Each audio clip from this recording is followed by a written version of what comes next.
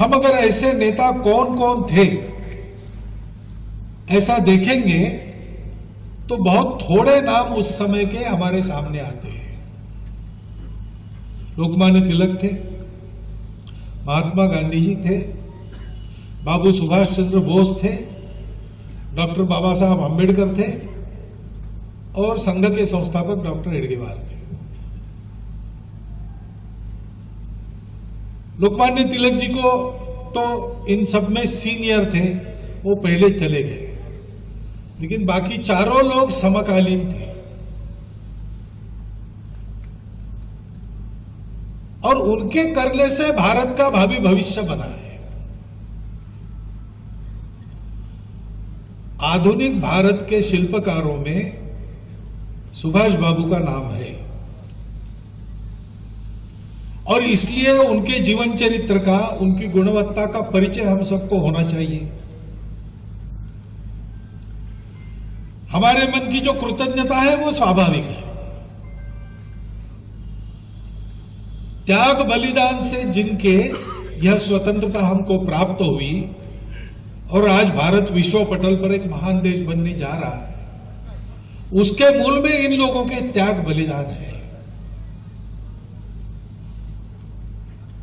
और इसलिए कृतज्ञता पूर्वक सुभाष बाबू को हम याद करते हैं। लेकिन हमने ये भी गीत में सुना कि हे वीर नेताजी, आपका सपना तो अभी अधूरा है, हम जानते हैं। क्या वास्तव में हम जानते हैं किन सपनों को आंखों में रखकर देशभक्तों ने देश के लिए सर्वस्व समर्पण किया? क्या हमने कभी विचार किया है कि स्वतंत्रता प्राप्त होने के पश्चात फिर से हम सो गए, अपने स्वार्थ में निमग्न होकर मैं और मेरा परिवार इसके आगे कुछ देखते नहीं। अहंकार, स्वार्थ और भेद की बेड़ियां जैसे पहले थी वैसे ही रखकर अगर हमें कर्मकांड के नाते ये स्मरण करते तो उसका उपयोग नहीं है।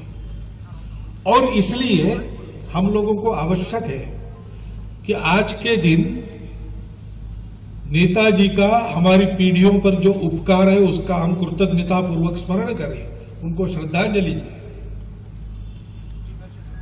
नेताजी ने अपने जीवन में देश के लिए जो जो किया उसके गौरव का हम वर्ण करें और उसके लिए नेताजी की जो तपस्या थी, उस तपस्या के आधार पर जिस गुणवत्ता का उन्होंने परिचय दिया, उस तपस्या का और उस गुणवत्ता का हम अनुसरण करें।